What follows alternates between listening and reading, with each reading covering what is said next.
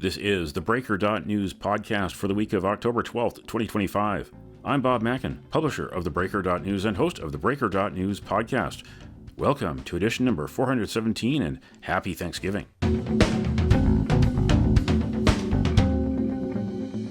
The Breaker is your source for news, opinion, and analysis about British Columbia issues, institutions, and influencers. Later, I'll tell you how you can support The Breaker. On this edition, headlines from the Pacific Rim and the Pacific Northwest. I award a virtual Nanaimo bar to a difference maker.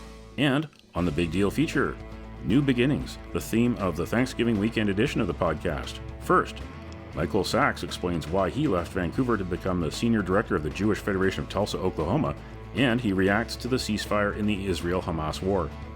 And the BC Legislature is back in session. What does the future hold for NDP Premier David Eby and Conservative Opposition Leader John Rustad? And what about new Green leader Emily Lowen, who does not have a seat in the legislature?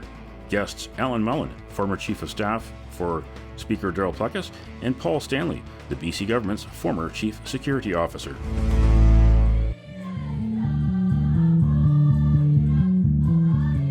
This is the Big Deal feature on the Breaker.news podcast.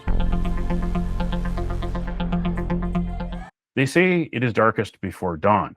October 7th passed the second anniversary of the worst day for Jews since the Holocaust, but it was marked by pro-Hamas protests in streets and on campuses throughout North America, all the way here in Vancouver, where people gathered on October 4th, ahead of October 7th, but we saw images come out of Montreal and Toronto on October 7th.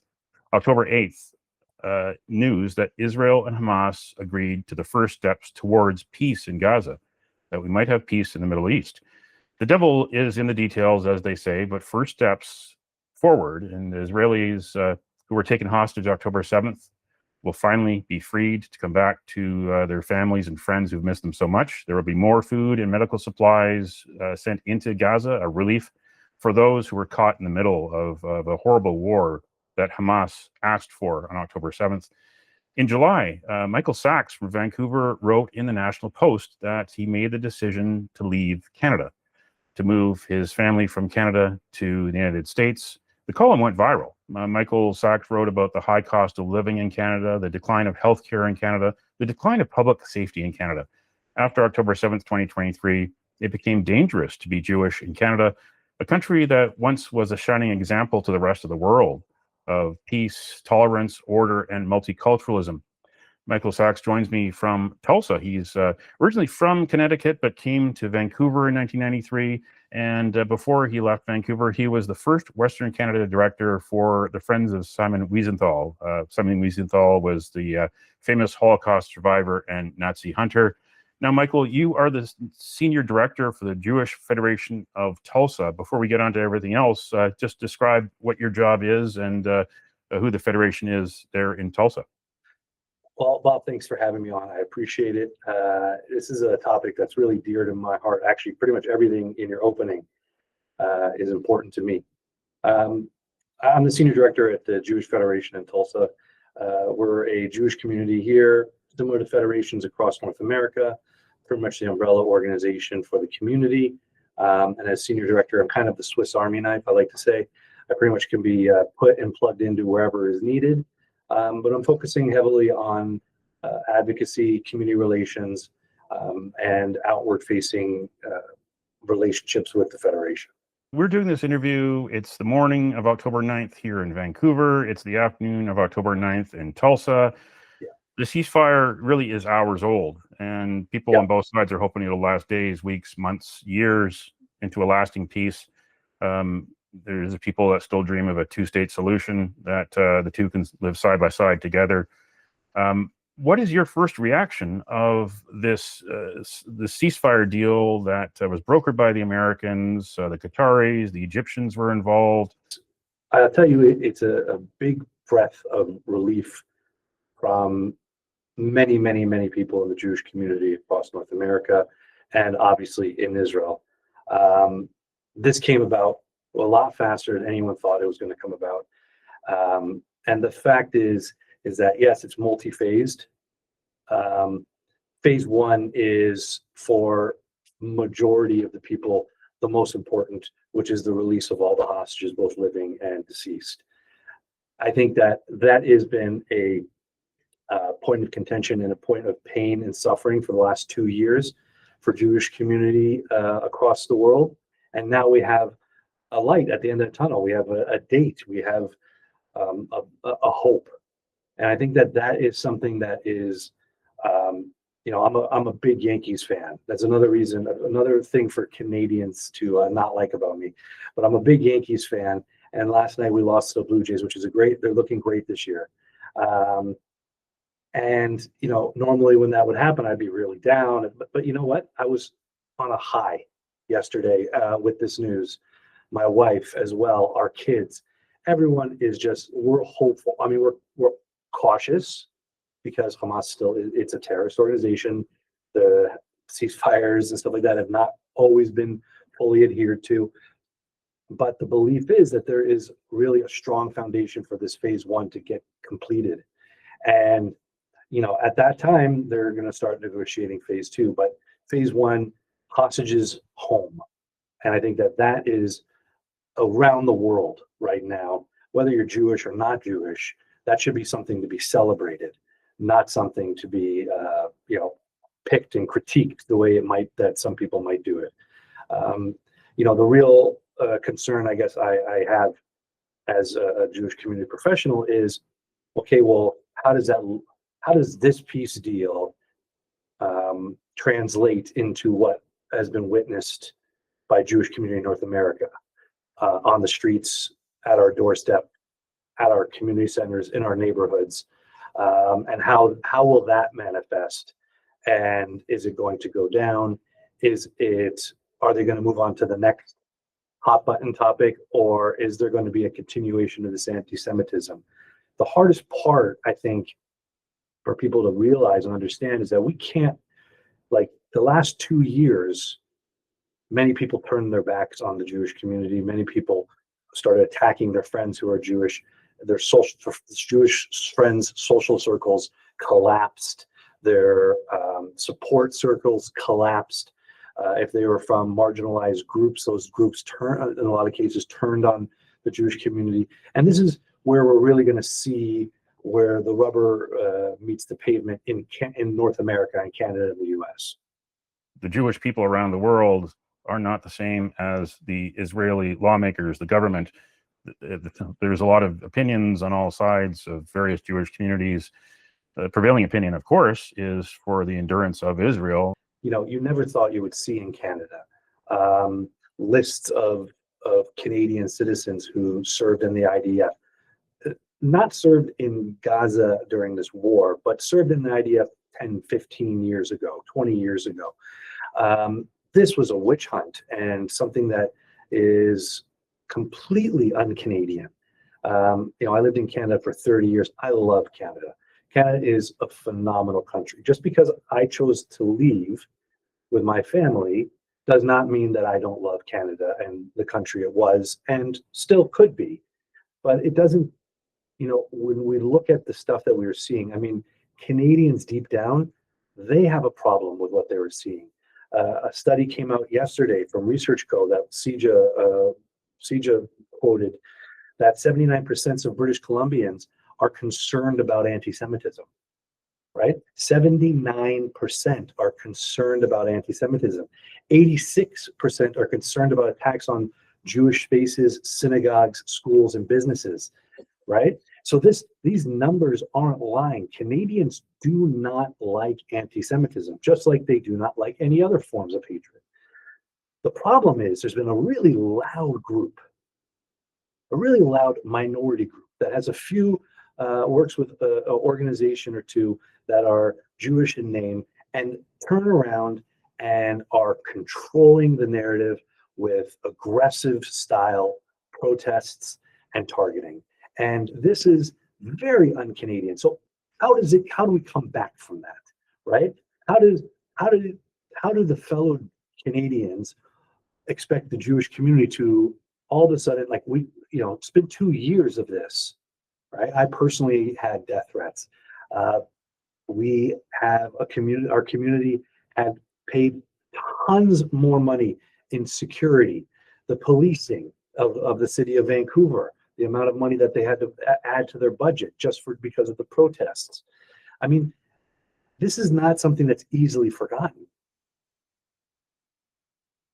Now, you wrote in the column about more than 100,000 Canadians leaving Canada in 2024, the highest number since 1967, the centennial year, and more than 27,000 in the first quarter of 2025. You're one of those that left, I guess, in the second or third, no, it'll be the third quarter. And here we are now in the fourth quarter. Now, you wrote about Canada becoming unrecognizable, but you're now in the United States. People who are watching this would ask, well, what about the United States? The United States is going through a lot of turmoil under Donald Trump's second presidency. There's parts of the United States that have also been dangerous for Jews. Think of the murder of 2 Israeli embassy workers in Washington, D.C., outside the Capitol Jewish Museum. That was back in May, and then the next month in June, there was the attack on seniors in Boulder, Colorado, who were in a square just exercising their freedom of speech and their concern for the hostages as well. Those 2 incidents got a lot of attention as well, that things are not all right for Jews in the United States as well.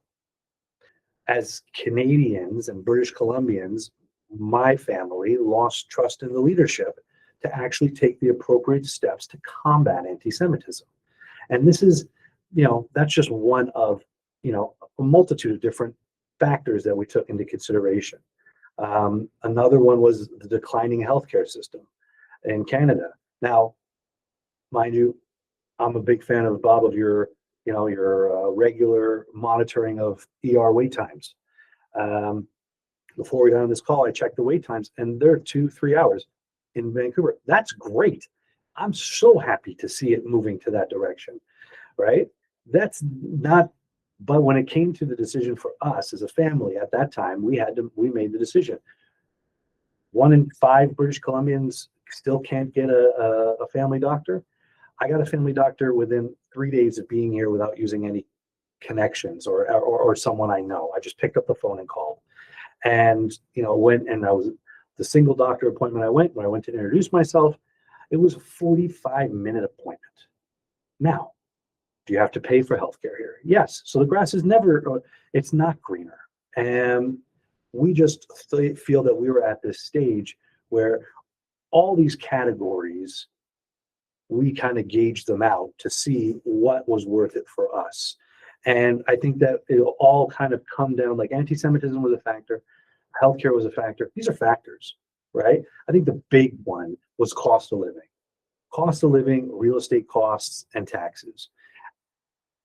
These are not things that Vancouver is known for being, in the middle of the pack or the bottom of the pack. They're very much at the high end of the pack on all these.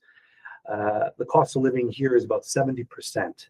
I'm talking about the housing costs, right? Either to rent or buy is about 75 to 80% less than Vancouver, and that's when you convert it into US dollars. Now, that is a substantial amount of money that is staying within our home for our family, for our kids.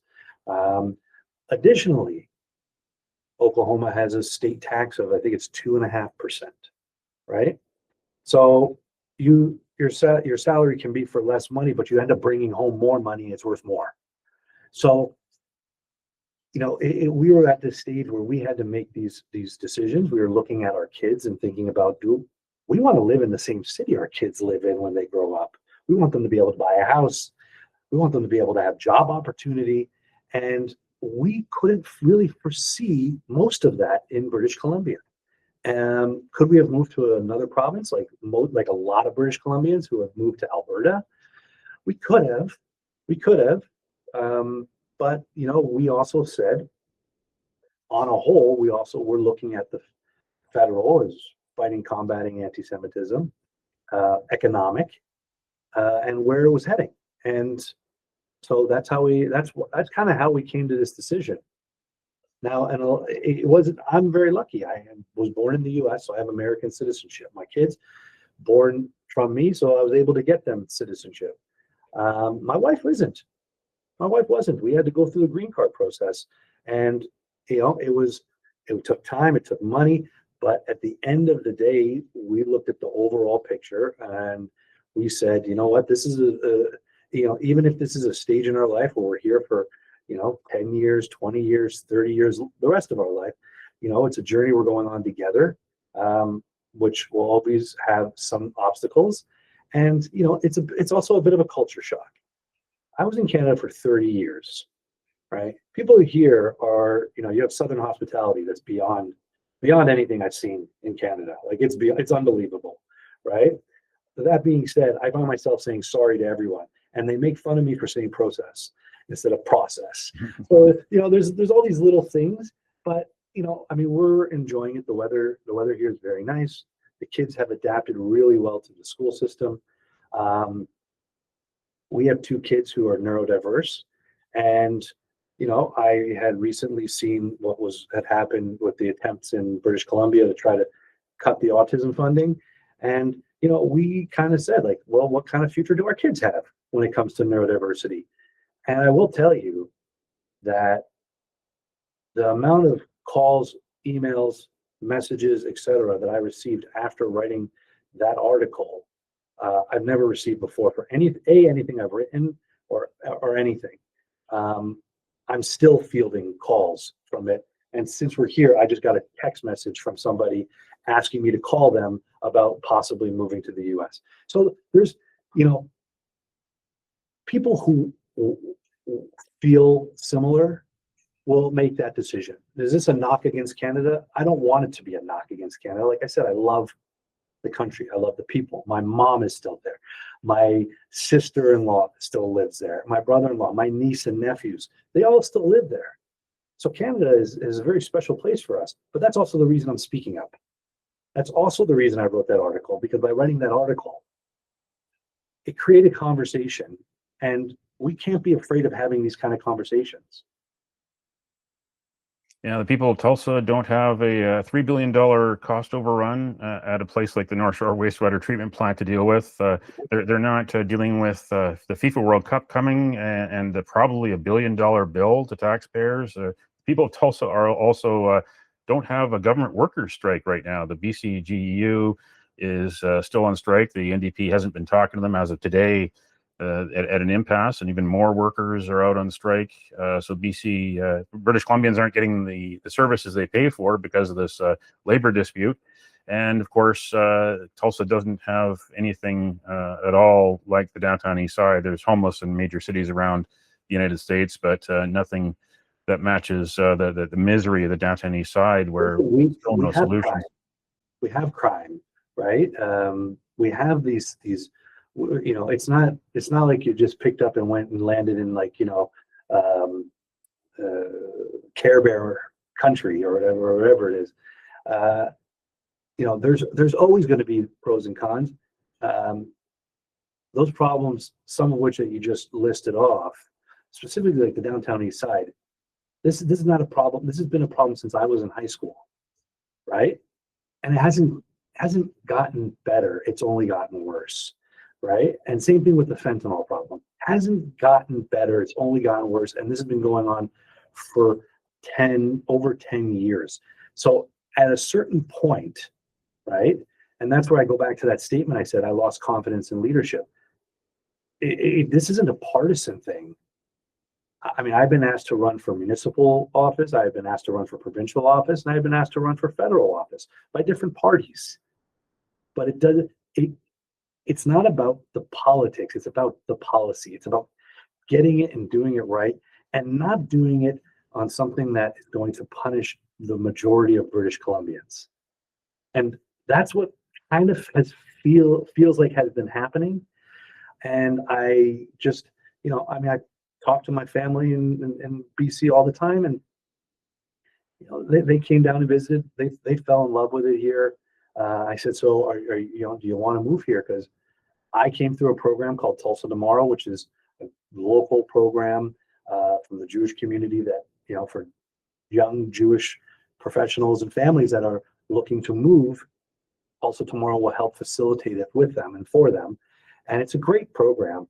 And, I was looking at it and I said, well, Mom, what do you think? What do you think? And, the answer was no, Vancouver. their friends are there, and I get it. I said, of course, I get it. We made our decision, right? And everyone's making theirs. I could tell you that this conversation, whether they make the decision to leave, stay, move out of Vancouver to the island, whatever, these conversations are happening around the table, and these are the topics that are spoken about. Maybe not anti-Semitism in the non-Jewish tables, but these are the topics that are being spoken about. And on every one of those topics, it has only gotten worse. Since I left, ER wait times seem to be down. So, okay, maybe that one's not worse, but it has been on a downward trend. And finally, before I let you go, let's give us your elevator pitch for Tulsa. Maybe put on the hat of Chamber of Commerce or the tourism promotion agency. Why should people in Vancouver and anywhere else that's watching this podcast, why should they go visit Tulsa and give Tulsa a chance? My blood pressure is way lower here. The quality of life is phenomenal. What you can get, if I sold my place in Vancouver, what I was able to get here is something that I never could have dreamed of in Vancouver. You give up things, you sacrifice things. There are things you sacrifice to do a move like this. And each individual person is going to have to look and see if that's the right decision for them.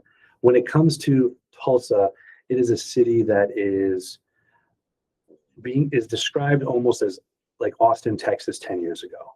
It's public. Oklahoma is one of the fastest growing states in the nation.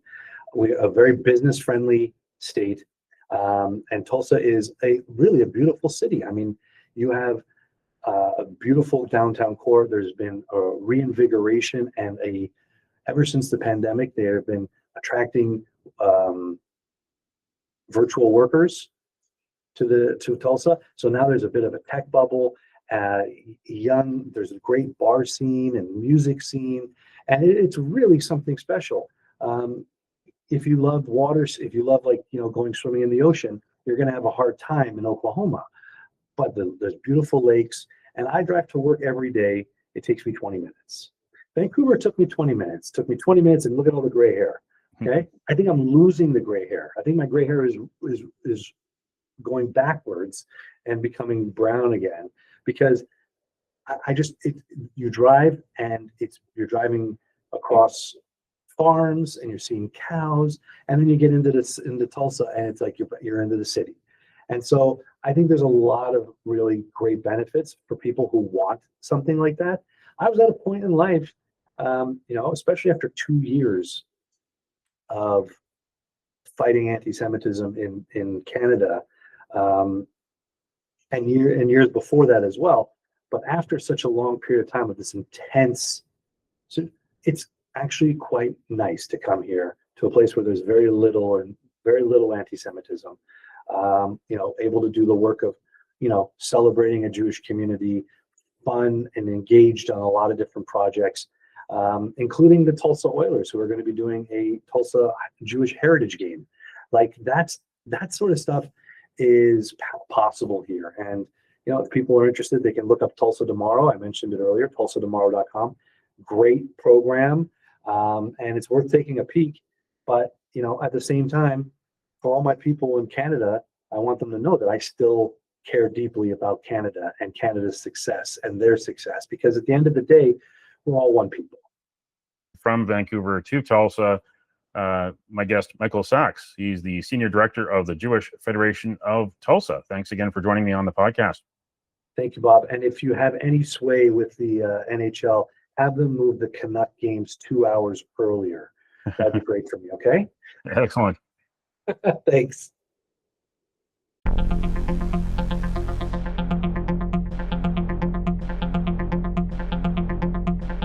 End of the first week of the fall session of the British Columbia Legislature, and two people that know the BC Legislature more than most and from different angles are joining me to talk about this week in Victoria. Alan Mullen is the former Chief of Staff to Darryl Plecas, who was the Speaker of the Legislature from 2017 to 2020. And Paul Stanley is the former Chief Security Officer for the British Columbia government from 2017 to 2022. Thanks for joining me. The first week of the legislature is in the history books. Here we are almost a year since the last provincial election, an election that ended with a close result. But since then, there's been fracturing on the right under the Conservatives led by John Rustad. And it seems less likely that there will be an early election, that this could last a full 4 years under the current format. Now, David Eby and the NDP right now, however, coming into this legislative session, are facing labor unrest. The BC government workers are on strike. There was one failed attempt last week at a meeting between the two sides. It went nowhere. More workers have joined the picket lines, especially picket lines around the liquor stores and liquor warehouses. They're hoping to hit the government in the wallet.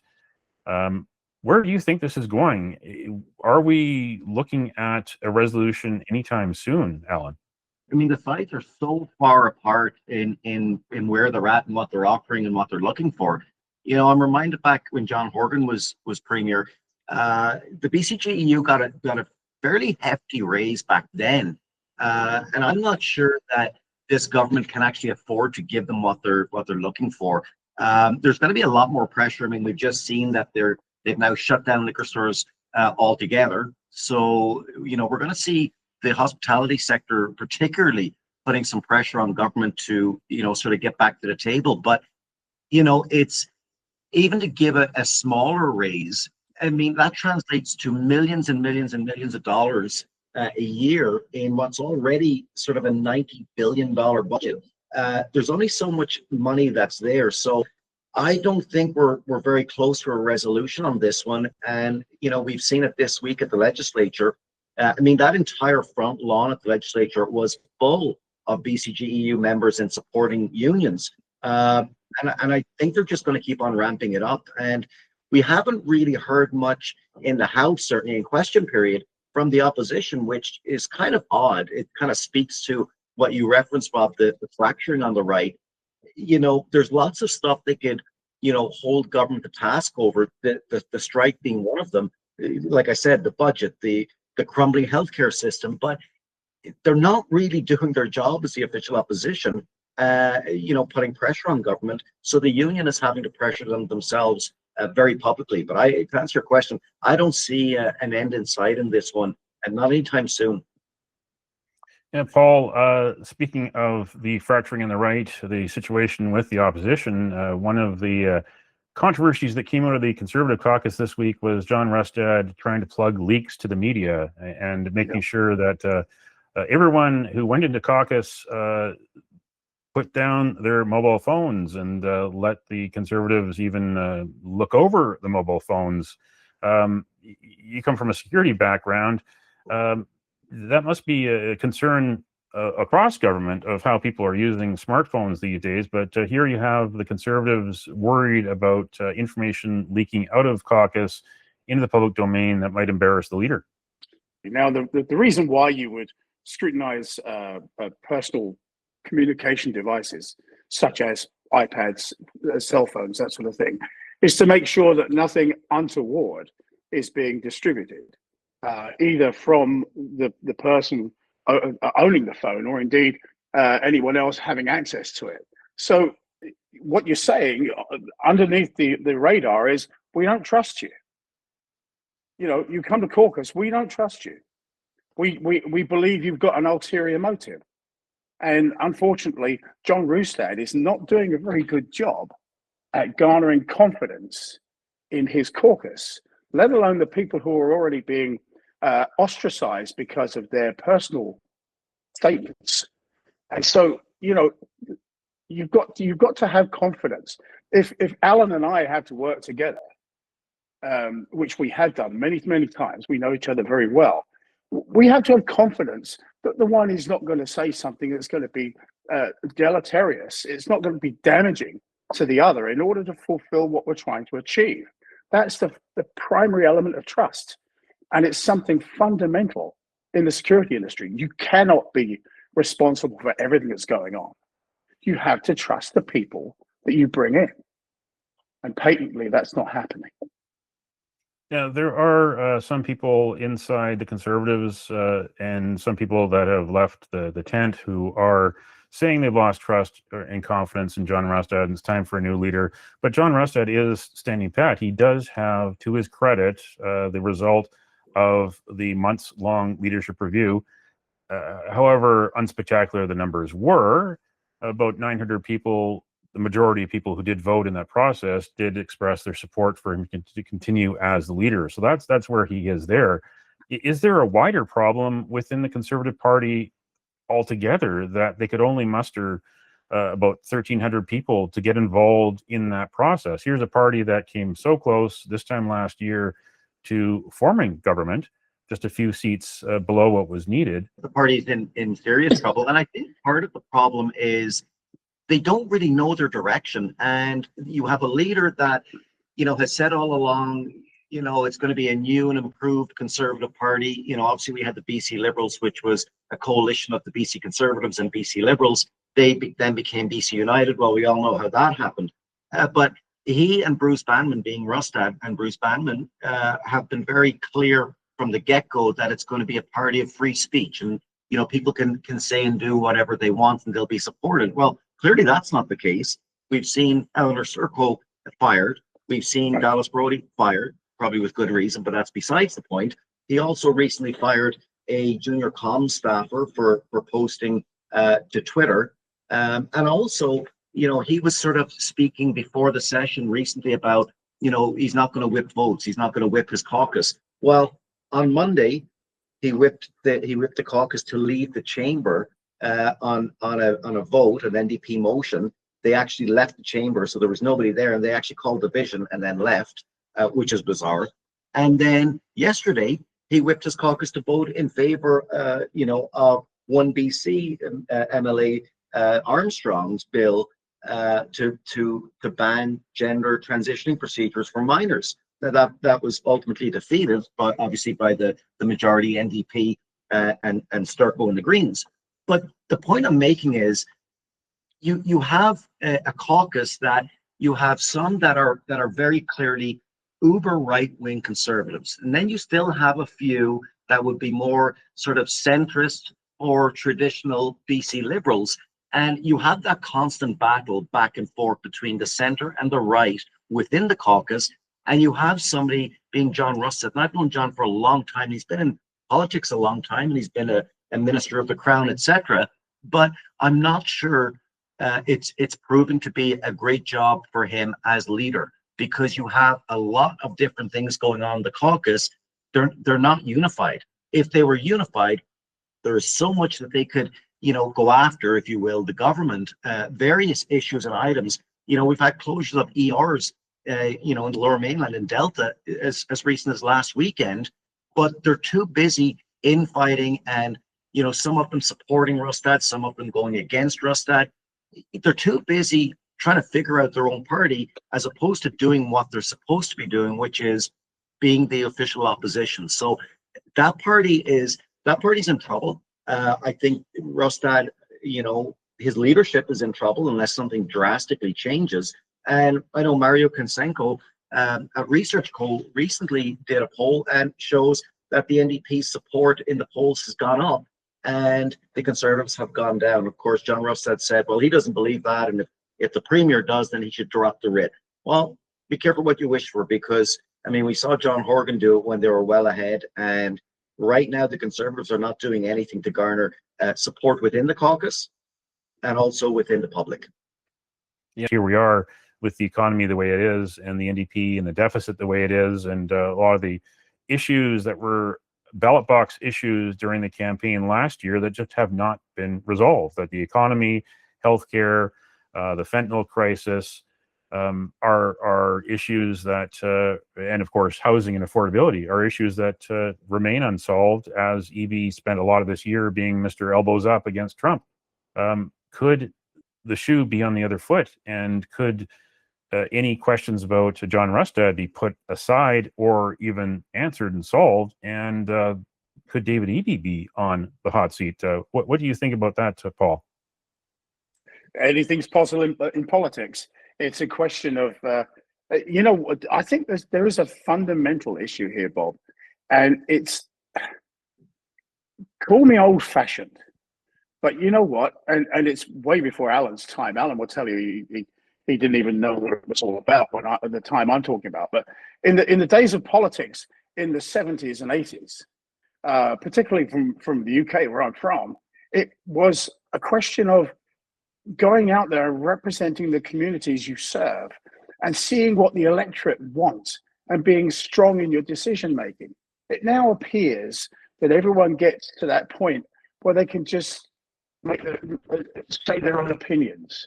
There's no galvanization. There's no jointly working towards what's best for the population. I am old-fashioned. I believe in the fact that the people come first, and the whole process of that should be based on one thing and one thing alone: what is best for the people of British Columbia at this time.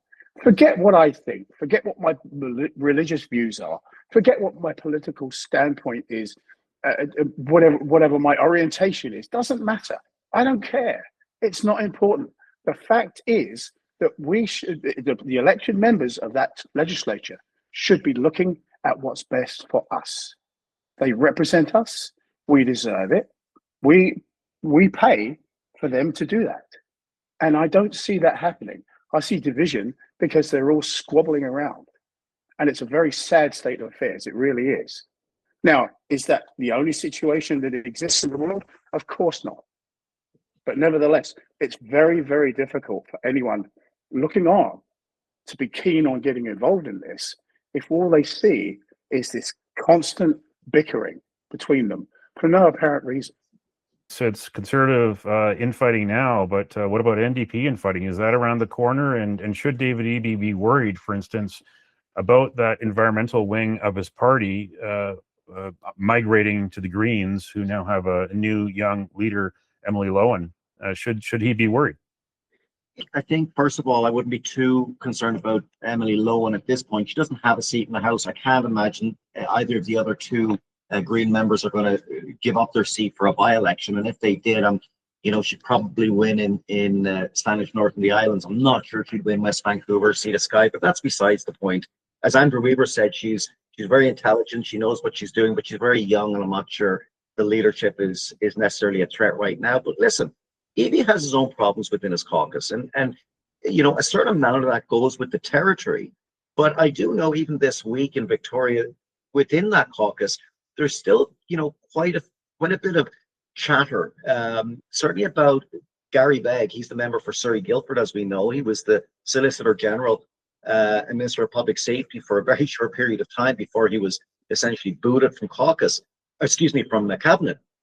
So there's kind of a little bit of backroom speech about that. But interestingly enough, Gary challenged the Premier's preferred caucus chair, being Stephanie Higginson, and he actually won. He actually successfully, by a narrow margin, but he did successfully challenge her and took over as caucus chair.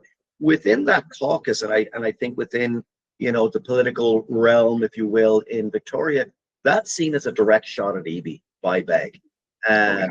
So that sort of right there kind of shows you there is some folks in that caucus that, I think they've been around long enough. The NDP machine is sort of strong enough to make sure they don't say it publicly, but they have the convention next month, and there is a leadership review scheduled for that. I also know there are some members in that caucus that plan to, within the convention, challenge Eby's leadership. And now that raised the question: well, who in that caucus would be A, prepared, or B, qualified to take over? Number one. And number two, the nice thing about being in government, when you're the Premier, and if you've got problems within your caucus or you're the leader, there's a lot of stuff you can do to distract. Because there's always something you can be talking about. I mean, Mike Farnworth has said there's going to be 18 pieces of legislation this session, which is a lot for a 6-week fall session. He can constantly refer back to Donald Trump and the tariffs. He's now in a very public fight, if you will, with the Premier in Alberta. So when John Rustad has problems, there's nothing really to hide behind, because aside from question period, all you have to talk about is the infighting and the misdirection within the Conservatives.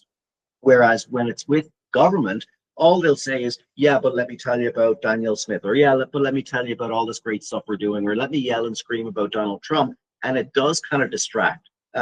Does that mean there's not issues within that caucus? There absolutely is issues, and they're being talked about this week. I know that for a fact.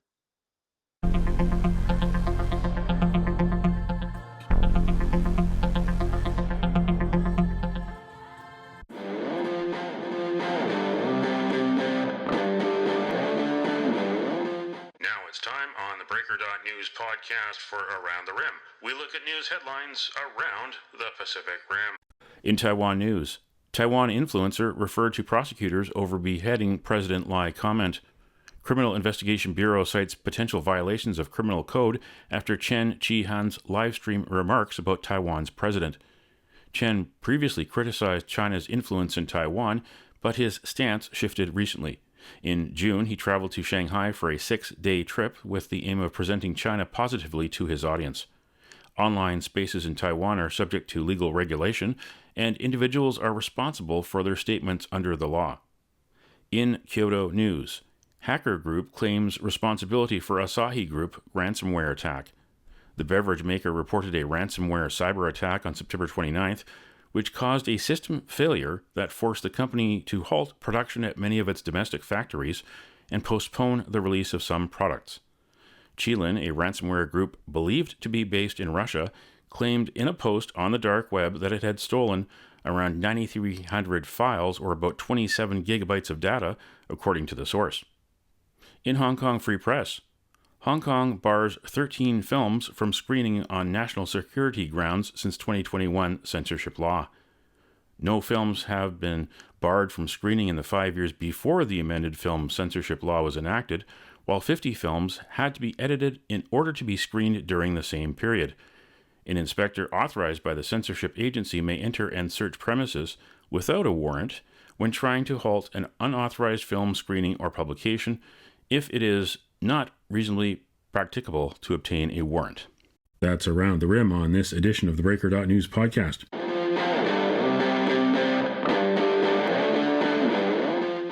it's time on the Breaker.news podcast for Cascadia Calling. We look at news headlines around the Pacific Northwest. In the Oregonian, Portland man stole influencer's tripod at ICE protest, made watery escape attempt, police say. Officers said they hitched a ride on a Portland fire and rescue boat and eventually found Nathan V. Khalil hiding in foliage in the lagoon. Police say Khalil used physical force to grab a tripod from Thomas Allen, a conservative live streamer. The 36-year-old was taken to a hospital for treatment of injuries to his hand during the watery escape attempt and then booked into jail on third-degree robbery, a felony, and misdemeanor second-degree criminal mischief. In the Salish Current, monitoring and preparing for an earthquake at Mount Baker. After a record-breaking earthquake swarm near Mount Rainier, researchers around Mount Baker continue to prepare for volcanic activity. Mount Rainier typically has about 10 earthquakes every month, whereas Mount Baker has only a couple every few years.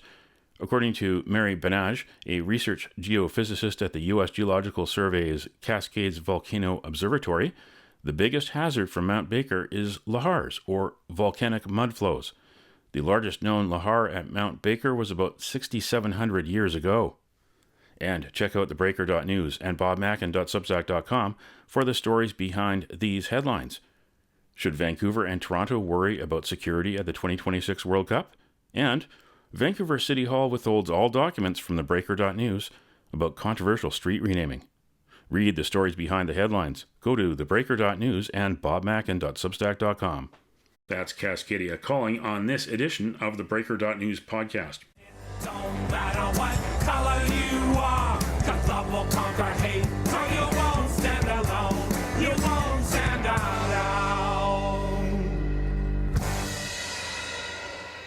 The virtual Nanaimo Bar, brought to you by Spruce Hill Contracting. Every week we end the Breaker.news podcast on a tasty note by awarding the goodness of a virtual Nanaimo bar to people making a difference.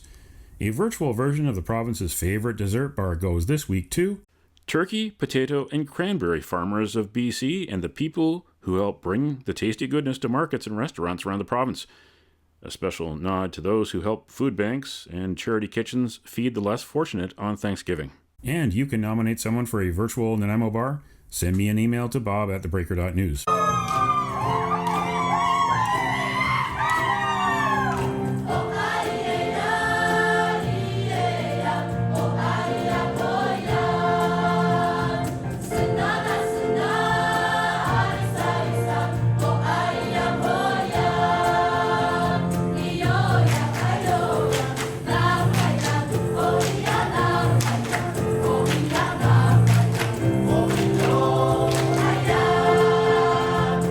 That's it for the Breaker.news podcast for the week of October 12th, 2025. I'm Bob Mackin. Thanks for joining me. Did you know that on 12th of October in 1962, Typhoon Frida hit British Columbia? More than $600 million of damage and 7 deaths. Now you know. Send me your feedback, send me your story ideas to bob at theBreaker.news. Bookmark theBreaker.news. You can also find us at theBreaker.ca. And introducing bobmackin.substack.com. Visit me there too. And while there, you can sign up for the free email newsletter and get updates to your inbox, or follow The Breaker News for news as it happens on X, formerly Twitter. And you can support The Breaker for as little as $7 a month. For more information, go to bobmackin.substack.com. Until next week.